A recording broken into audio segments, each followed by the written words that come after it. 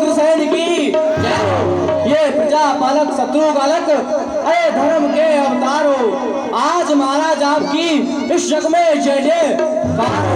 ये शुभ दिनों हमारा सफल है दरबार हो, हम तुच्छ दासों की चरणों में वंदना स्वीकार हो। बोलिए महाराज उग्रसेन की जय हो। बोलिए महाराज उग्रसेन की जय हो। महाराज उग्रसेन की जय हो। महाराज उग्रसेन की जय हो। छागत छबीलो छैल छत्रन में छत्रपति, छागत छबीलो छैल छत्रन में छत्रपति, दानी दयावान मत भावे चारों वेद की। चाकोलक गौरव, चाकोलक गौरव गुरु सब दूर हो तो, कीर्ति पसारी प्यारी देश देश की। सुमति को शेष कहिए, मती को गणेश कहिए, जुग जुग जियो बोलो मथुरा नरेश की। महाराज की जय हो। महामंत्री आज्ञा करें महाराज। सुनाओ, हमारी मथुरापुरी में समस्त राज्य में शांति तो है ना, कहीं कोई अशांति तो नहीं? हमारी प्यारी प्रजा पर हमारी ओर से या किसी हमारे राज कर्मचारी की ओर से किसी पर कोई अन्याय तो नहीं?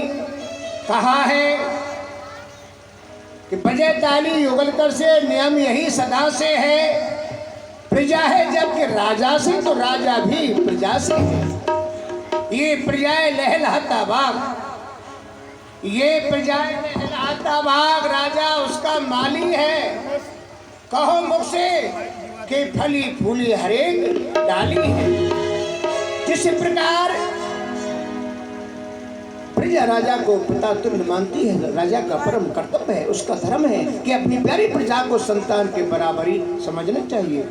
हमारे विद्वान, हमारे शास्त्र ये भी कहते हैं कि राजा राष्ट्रकृत पापम, राजा राष्ट्रकृत पापम राज्ञा पापम प्रहोता भर्ता च स्त्रीकृत पापम शिष्य पापम दुरुस्ता। प्राण क्या कहते हैं कि राजा राष्ट्रकृत पापम, अगर राष्ट्र में कोई पाप हो रहा हो तो उसका फल उसके राजा को भोगना पड़ता है।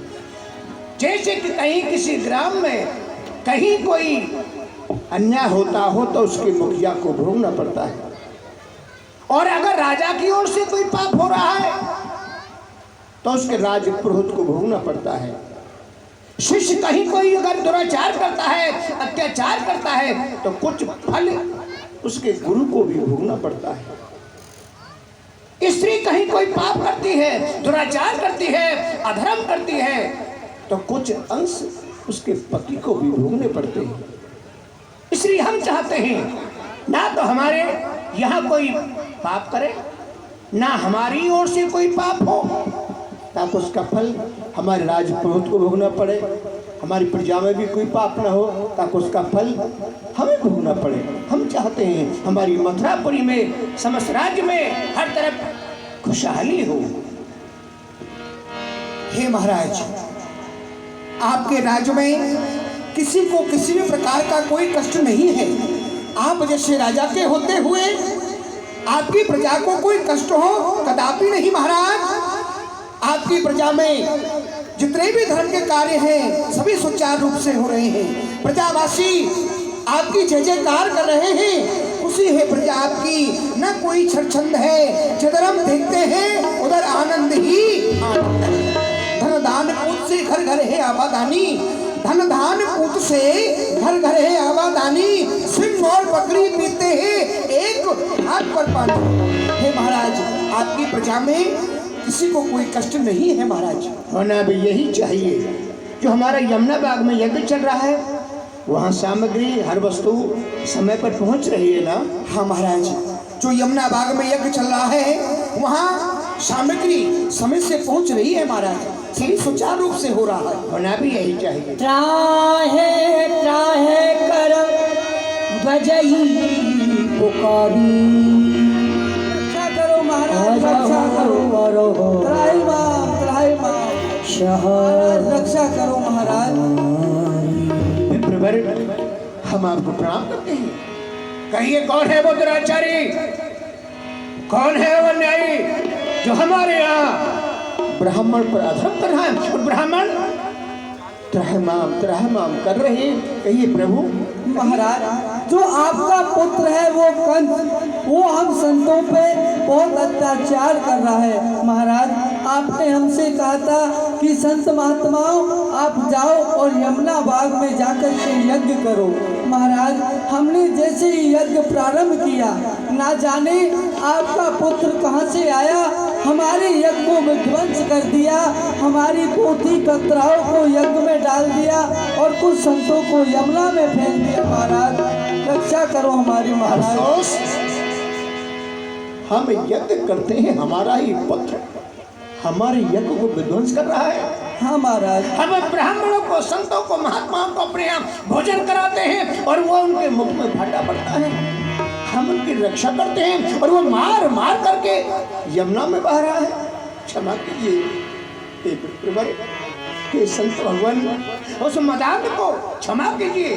जो हो गया सो हो गया, अब नहीं। महाराज, आप समझा लेना, हमने आपके कारण उस कंस को शाप नहीं दिया, अन्यथा हम उस कंस को शाप दे करके भस्म कर देंगे। नहीं, आप उसे शाप न दें, उसे क्षमा करें, उसे दंडित करेंगे, अवश्य उसको दंड देंगे। बोलो महाराज गुरसैन की जय।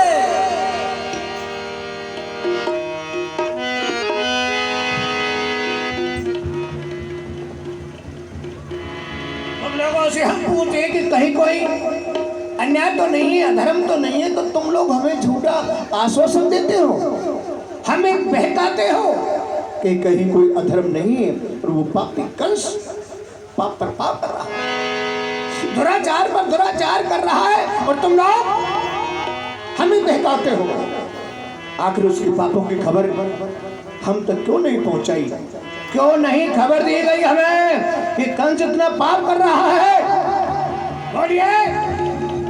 सभी नतमस्तक हो गई।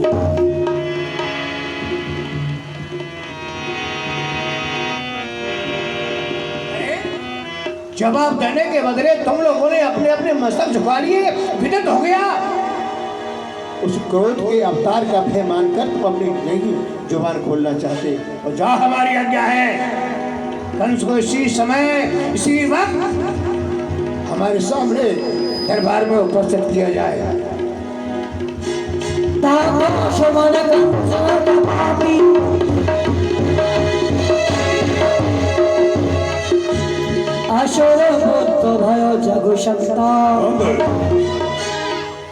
बुलाने की आवश्यकता नहीं है, स्वयं आ गए हैं हम देख रहे हैं कि तुम स्वयं आ चुके हो और हम ये भी देख रहे हैं तुम अपनी सीमा छोड़ रहे हो। कंस, सुना है यज्ञ मेरी तुम विध्वंस करते हो, हुकूमत डालकर मेरा अपमान करते हो। ब्राह्मण जो यज्ञ करते हैं तुम उन्हें इतना सताते हो, पकड़कर उन्हें अपने हाथों से तुम उन्हें यमुना में बहाते हो। क्या ये सत्य है? हाँ, ये सच है। ऐसा भी करता भी हूँ। लुटाते हो तुम मेरे धन को, लुटाते हो तुम मेरे धन को, उसे मैं सह नहीं सकता। जलाते अग्नि में घी को, उसे मैं देख नहीं सकता। खिलाओ मेरे योद्धाओं को, अरे खिलाओ मेरे योद्धाओं को, समय पर काम आते हैं। युद्ध के समय बाजी जाने की लौट आते हैं। खाने की वस्तु है, थाले एकत्रित करने की वस्तु है, ना कि लुटाने की। तो हम घी को लुटा रहे हैं, अवश्य। धन को बर्बाद कर रहे हैं। अवश्य। अरे मूर्ख, मैं लुटाता हूँ नहीं धन को, प्रजा का कष्ट हरता हूँ। यज्ञ और दान दे करके मैं प्रसन्न विष्णु को घटता हूँ। कहीं यज्ञ और दान करने से धन घटते देखा है? विष्णु की पूजा से तुझे तो कष्ट होता है। मैं कौन है विष्णु? किसका नाम है विष्णु? विष्णु विष्णु विष्णु कौन है विष्णु? कहाँ रहता है कैन? मही ब्रह्मा, मही ब्रह्मा, मही विष्णु, शंकर भी कहलाया हो। 3 लाख 14 भवनों में ही मैं सब हो, जो कुछ वाह, ब्रह्मा विष्णु शंकर यही तो करते मूर्ख जो तू कर रहा है। तू ही ब्रह्मा, तू ही विष्णु, तू ही शंकर कहलाया है। तभी तो ब्राह्मणों को मारकर पापी तूने यमुना में बहा है। अरे नारकी, न जाया वंश मेरे को, गर्भ में ही मर जाता तो न होता कष्ट मेरे को। हाँ बुड्ढे, तुम्हारी बुद्धि सटाइए मैं चालू, क्यों करते वक्त नहीं तुम्हारी बात को मालूम। पता नहीं मेरे बल और प्रताप का मिटा डालूंगा दया धर्म को, झंडा लहराएगा कह रे पाप का। लेकिन अब ऐसा नहीं होगा, ऐसा कभी नहीं होगा। अभी होगा।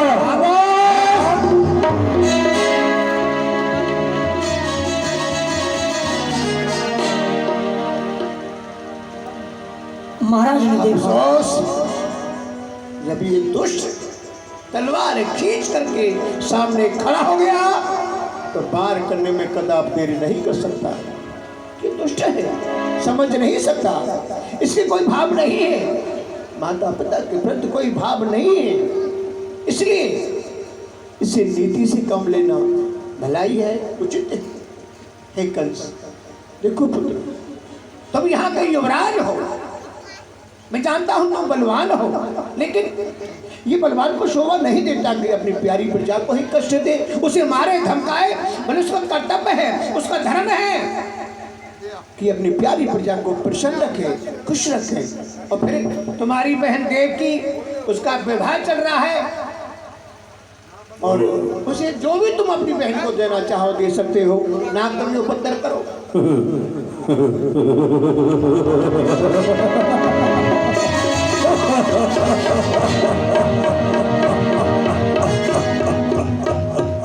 वाह वाह वाह। देखा, हमारे पिताश्री हमें धमकी देने की साथ साथ हमारे कर्तव्य समझा करके और चले गए। खाना अच्छा हुआ। मैं नहीं चाहता कि आज के दिन देवकी का विवाह चल रहा है, उसमें कोई व्यवधान पैदा हो। क्यों? मेरी चचेरी बहन है देवकी, बहुत इसलिए करती है मुझे, बहुत प्यार करती है मेरी बहन। रहा सवाल सेवकों, इन ब्राह्मणों का, इन ब्राह्मणों से तो जाति शत्रुता ही है मेरी। क्यों है शत्रु? ये ब्राह्मण मेरे शत्रु क्यों है? नहीं जानते हो तो सुनो। जिस समय मेरा जन्म हुआ था तो हमारे पिताश्री ने, महाराज उग्रसेन ने पंडितों को बुलवाया, विद्वानों को बुलवाया, कहा हमारे पुत्र पैदा हुआ है, ज्योतिष पत्र, हस्तरेखा, भाग्य रेखा देख करके बताइए ये कैसा पराक्रमी रहेगा। तो ब्राह्मणों ने पिताश्री को बोला, अरे महाराज ये पुत्र, ये मथुरा के लिए, प्रजा के लिए, राजा के लिए अशुभ है, शुभ नहीं है, इसे मार डालो, उसमें भलाई है। तो उनके कहने से हमारे पिताश्री ने हमें मारा तो नहीं, लेकिन मारने का उपाय किए। क्या किया? जब मैं छोटा सा था, 4-6 दिन का, तो उन्होंने क्या किया? कांस के पूरे में लपेट करके यमुना में बहा दिया, इन ब्राह्मणों के कहने से, यानी कि मर जाएगा। लेकिन मेरा नाम क्या था वो तुम्हें आगे बताऊंगा। तो यमुना में बहता हुआ जा रहा था, देवऋषि नारद यमुना स्नान के लिए आए, उन्होंने देखा कोई शिशु रो रहा है, यमुना बहता जा रहा है, तो उन्होंने मुझे निकाला, आश्रम पर रखा, परवश की नाम कंस रख दिया। कांस के पूरे मिलने के कारण नाम कंस रख दिया। उधर जब मैं बड़ा हुआ, पढ़ा लिखा करके गुरुदेव ने मुझे बताया कि पुत्र तुम मथुरा नरेश उग्रसेन के पुत्र हो, अब जाओ और अपना अधिकार मांगो। तो जिस समय वे मथुरा में आया तो ये ब्राह्मण हमारे पिताश्री से यज्ञ करा रहे थे और उनके धन को हर रहे थे। तो हमने यहाँ आकर के प्रथम तो यज्ञ को विध्वंस किया और ब्राह्मणों को मारा, उनके पोती पत्राओं को फाड़ करके यमुना में बहा दिया। इसलिए मेरे शत्रु है ब्राह्मण। अब रहा सवाल देवकी का, बहुत प्यार करती है मुझे देवकी। जिस समय मैं मथुरा में आया तो गम की लहरें बोल के लोग कहे कंस आ गया, दुष्ट आ गया, राक्षस आ गया, लेकिन मेरी बहन देवकी आकर के मुझसे लिपट गई कि मेरा भाई आ गया। आज मेरी बहन देवकी का विवाह है, मैं विवाह में बाधक नहीं बनना चाहता। अच्छा है, मैं चाहता हूँ धूमधाम से विवाह रचाऊं।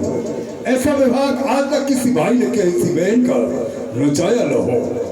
कुछ दहेज देना चाहता हूँ, इतना दहेज कि आज तक किसी भाई ने किसी बहन को दिया ही न हो। एक काम करो, वो लेखपाल है ना, वो दूसरा उसे बुलाओ। अरे दीवान जी, अरे युवराज बुला रहे, युवराज बुला रहे। महाराज क्या दीवान आ गए मेहरबान। आ गए ना? हमारी इच्छा हो रही है क्या? देवकी का विवाह चल रहा है, हाँ, ये तो उसमें हमको दहेज देना चाहते हैं। हाँ, ये तो मुझे मालूम है सरकार। हाँ, हाँ, विवाह चल रहा है, व्यवस्था भी भली प्रकार से ही कर रहा हूँ मैं। हाँ, सब व्यवस्था ठीक चल रही है। सब चल रही है। मैंने बड़ी अच्छी व्यवस्था की है, अच्छा। ठहरने की, खाने की, पीने की। सब बाराती लोग बैठे कुल्लड़ों को फोर फोर करके। अच्छा। पूछ लो, मैंने ठहरने की व्यवस्था की है। मैंने बारातियों को घोड़शाला में और घोड़ों को धर्मशाला में ठहरा दिया है। ये लो उल्टा कर दिया, उल्टा हो गया। उल्टा? और ये सरकार मुझसे उल्टा क्यों होता है? और भी कभी हुआ था? हाँ, हुआ था, क्योंकि मैं ही उल्टा पैदा हुआ था, अच्छा, इसलिए उल्टा होता है। अब एक काम करो, हाँ जी। ये व्यर्थ की बातें बंद करो। अच्छा। और देवकी के विवाह में हमको दहेज देना चाहते हैं। दहेज? दहेज की सामग्री लिखना आरंभ करो। ठीक है सरकार, लिखो। आप बोलते जाइए और मैं लिखता जाऊंगा। मेरे बहू खाता यज्ञपति जी के रिश्तेदार हैं तुलाराम यादव जी, उनकी तरफ से कहो कि इस रास बिहारी में 1001 रुपया दान हुआ है। ताली बजा के स्वागत करें। और शादी विवाह यहाँ पर भी कन्यादान हो रहा है, उनकी तरफ से भी दान हुआ है। बहुत बहुत शादी। लिखो। बोलिए सरकार। सर्वप्रथम हमारा श्रीनामा लिखो। ये नहीं है, पत्र लेके आओ। इसी पर लिख दूंगा मैं। सुनो, लिखो। यही है। सर्वप्रथम आपका श्री मामा। ये यहाँ सभी सुविधाएं दी गई है ना, इसलिए और इसमें लिखो, आइए। प्रथम राजा कंस की ओर से 1.25 लाख गऊ। प्रथम? हाँ, क्यों गौ दान उत्तम माना जाता है। ऐसे महाराज की ओर से, रुको नहीं पकड़ लेता हूँ। महाराज की ओर से 1.25 लाख गौ दान की जाती है, जिनके कि सींग सोने से बड़े हुए और पैर चांदी से बड़े हुए। जिनके सींग सोने से, पैर चांदी से और पूंछ उसकी स्टील से। ये कुछ नहीं लिखना है। वो भी सफेद सफेद होती है, चांदी की तरह होती है। आप जो करे वो लिखो। अच्छा अच्छा। और 21,000 घोड़े। 21,000 घोड़े। मैं रथ सहित सुशोभित। मैं रहत सहित सुशोभित होने चाहिए, जिनमें 10,000 घोड़ों की पूंछ कटवा दी जाए। 10,000 घोड़ों की पूंछ? हाँ, क्यों? पूंछ वाले दे रहे हो सरकार आप। और क्या? ऐसा ही, रास्ते में यमुना नदी पड़ती है पड़ती है वो तो। और घोड़े यमुना पार करेंगे, हाँ। पूंछ भीग जाएगी। किसी घोड़े को क्रोध आया, पूंछ घुमाई और बाराती के आंख में मार दी, काना हो जाएगा काना। लेकिन नहीं, हमने यमुना के ऊपर सेतु का निर्माण करा चुके हैं। पर हो गया? हो गया। अच्छा, हो गया, हो गया। ठीक है, सब दे दे। ठीक है। ठीक है। और 31,000 हाथी। 31,000 हाथी, जिनमें आधे हाथी बिगड़ सूंड वाले। बगैर सूंड वाले हाथी कौन से होते हैं भाई? अरे सरकार, वो छोटा सा होता है जिसकी नाक पर, क्या कहते हैं उसको, वो गेड़ा गेड़ा गेड़ा हाथी। हाँ, वो दे दे। वो नहीं, वो राजा महाराजाओं की चीज नहीं है। अच्छा, लड़ाई में नहीं चल। नहीं नहीं, चलो कट कर दे। सूंड वाले यानी गजराज। 31,000 हाथी में अम्बारी सहित महावत सहित सुशोभित। 31,000 गजराज में अंबारी सहित महावत सहित सब प्रकार से सजे हुए। हाँ। और 10,000 दास, 10,000 दासी।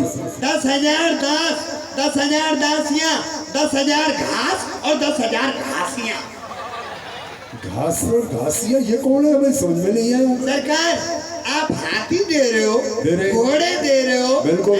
और दिन क्या क्या दे रहे हो? घास खोदने वाली, घास खासियां भी तो चाहिए घोड़ों के लिए। मैं जाऊंगा। ओ चलो ठीक है, ये भी लिख लो। लिख दिया। और एक खजाना सोने का, एक खजाना चांदी का। एक खजाना सोने का, एक खजाना चांदी का, एक खजाना हीरा पन्ना पोखराज का और एक खजाना लोहे का। लोहे का? लोहे का क्या होगा? तो सरकार, युद्ध में वो बसदेव जी का राज छोटा है ना, तो हथियार कम है, तो युद्ध में हथियार बन जाएंगे। नहीं कि हथियारों की क्या आवश्यकता है, हम शस्त्र दे देंगे, इसे बनाने की क्या जरूरत है? अच्छा, हमने क्या आपको कष्ट होगा वहां बनवा। और जो हमारा बटेश्वर के पास में जलेश्वर वाला एक छोटा परगना है जी, जिसका के अधिकार हम लेते हैं, उसका कर हम लेते हैं, हमारे अधिकार में आता है। वो बसदेव को दहेज में दे देते हैं। क्यों? बसदेव के करीब में पड़ता है वो। ठीक है, राज्य भी बड़ा हो जाएगा। हाँ। जो जलेश्वर के पास बटेश्वर परगना है, जिसका कर महाराज लेते थे, मेरी जीव अटक जाती है सरकार।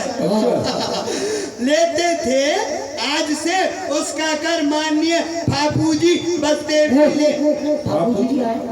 वो होता है भुआ का बापू। अरे फूफा कहो। हाँ, वही मेरी हवा फुस हो जाती है। ये मोह तो बहुत बड़ा है। हंसने की बात नहीं, गहराई की बात है सरकार। मेरे दांत टूटे हुए देखो। हाँ वैसे भी। हाँ हाँ, छोटा आदमी मुंह बहुत बड़ा है। तो चलो हाँ लेंगे, ठीक है। हाँ ठीक है, हो गया। और कोई कमी तो नहीं है? नहीं, और तो नहीं है, अब हो गया। अब एक काम करो, बसदेव के साथ में जो भी बराती आए हुए हैं उनकी सेवा में कोई कमी न रहे। नहीं, तुम कमी अतिथि देवो हो जी। और वहाँ की कोई खबर हो तो हमें आकर के अवगत करा लो। सरकार, खाने पीने की किसी से पूछ लो, कोई कमी नहीं है। गरम गरम रसगुल्ले हैं, खुरपा मामा है, कमचौड़ी है, सब मिला है इनको। पूछेंगे, आगे चल के पूछेंगे। अच्छा, ठीक है। दाहेज दियो है अनेको विधाना, है गजरत पट भूषण नाना। खबरदार, होशियार। देवान जी, जी, बसदेव जी मिलना चाहते हैं युवराज से। पधार रहे हैं। धौसा बज रहे हो, जाओ फूफा जी। सेवक, युवराज से खबर करो कि बसदेव मिलना चाहते हैं। फूफा जी आपसे मिलना चाहते हैं। स्वागत है, आइए मित्र बसदेव, आइए। आइए आइए आइए आइए आइए। कहिए मित्र बसदेव, प्रथम तो हमें ये बताओ, आपकी सेवा में कोई त्रुटि तो नहीं है? युवराज, आपको कोई कष्ट तो नहीं है? युवराज कैसी बात कर रहे हो?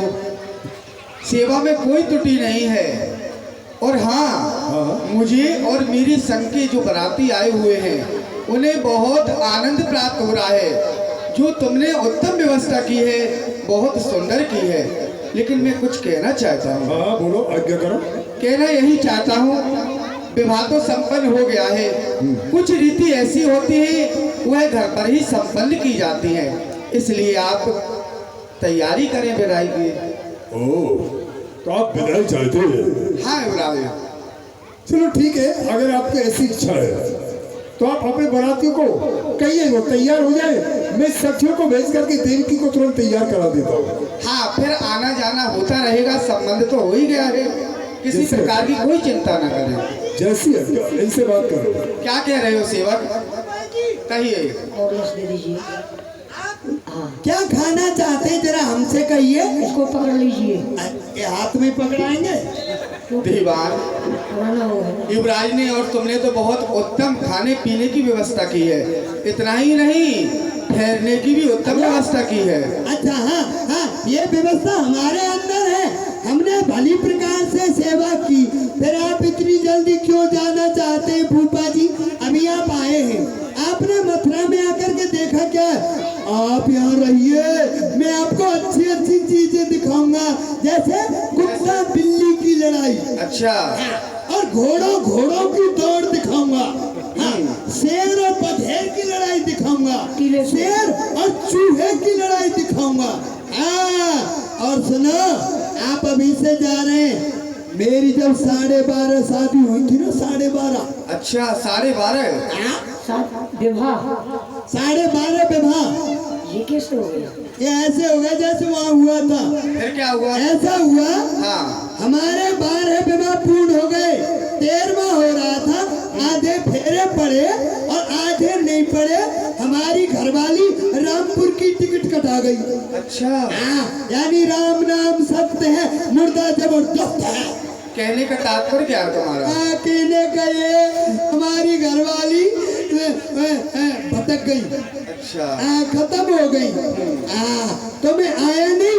मेरी सासू ने, मेरे ससुर ने बड़े प्यार से मेरा सामान घर से बाहर रखा। हाँ क्योंकि मुझे 70-72 साल हो गया था रहते रहते। घर से बाहर रख दिया और मेरे पीछे बड़े आदर से, जाओ मेहमान जी, जाओ मेहमान जी, बड़ा भव्य स्वागत किया। सेवक बहुत सुंदर हास परिहास कर लेते हो। संबंध तो हो ही गया है, फिर आना जाना होता रहेगा। ठीक है बसदेव, अब तैयार करो अपने साथियों को। ठीक है। देवकी को तैयार करा लेता हूँ। सेवकों, जी जी। देवकी को रथ में बिठाने से प्रथम अपनी बहन से एक बार हम मिलना चाहते हैं। देवकी से हमें मिलाओ, सखियों से कहो देवकी को हमारे पास लेके आए। जो आज्ञा महाराज। खबरदार होशियार, राजकुमारी जी पधार हैं, सावधान हो जाइए।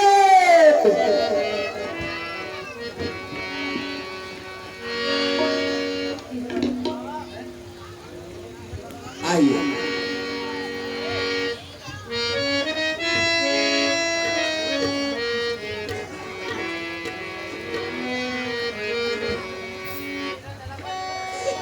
एक से एक सुंदरी आ रही है।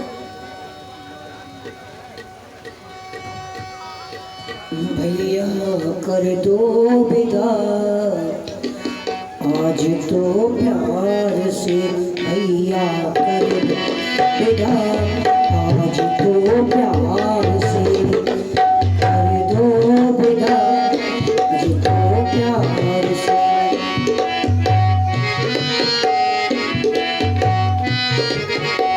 जा रही हो, जा रही हो मेरे संसार से, कर दो विदा, आज तो प्यार से, कर दो विदा, आज तो प्यार से।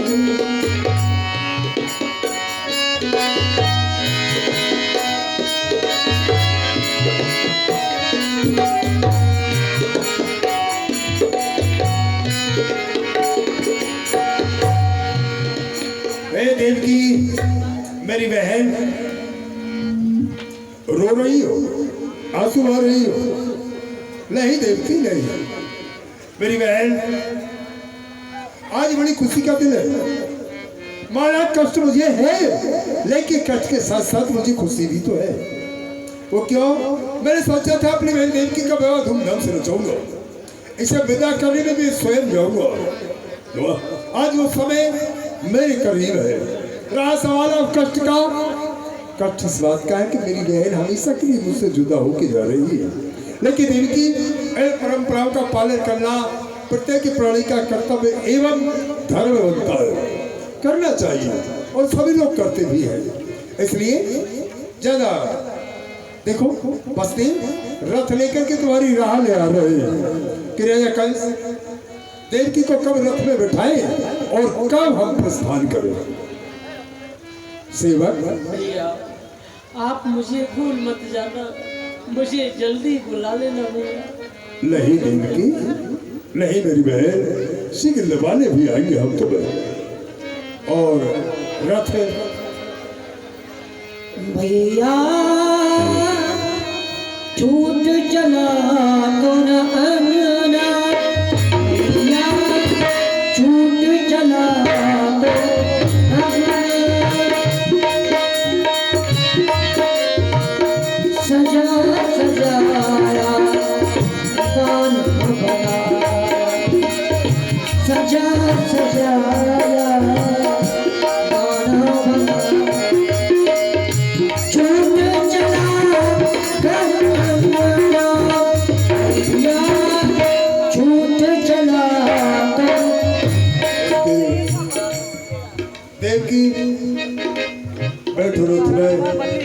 मित्र वसुदेव, आपके चरणों में मेरी एक प्रार्थना है, एक निवेदन है। वो ये है, मेरी इच्छा है कि आपके रथ का मैं रथवान बनूं, कुछ दूरी तक देवकी को पहुंचाने में स्वयं चलो। नहीं, बहुत सुंदर विचार है तुम्हारे, ऐसा ही होना चाहिए। मंगल प्रस्थान किया जाए। आज्ञा है? हाँ हाँ, क्यों नहीं। देवकी अब नहीं रोना है, मैं चल रहा हूँ, कुछ दूरी तक जाऊंगा, पुनः वापस आ जाऊंगा, आगे जख्मी नहीं करना। रथ चढ़ाए तब देवकी आप भयो रथवान,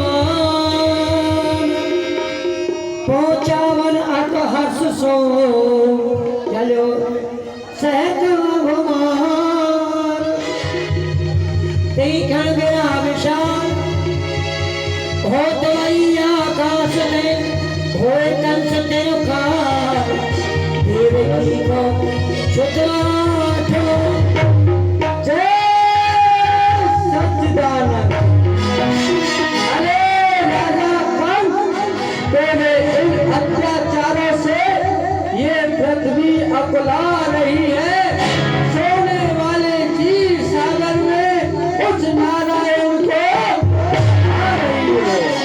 जिस बहन देवकी के विवाह में तू इतना खुशहाल है, हम देवता बतलाते हैं इसी देवकी का अष्टम लाल होगा तेरा।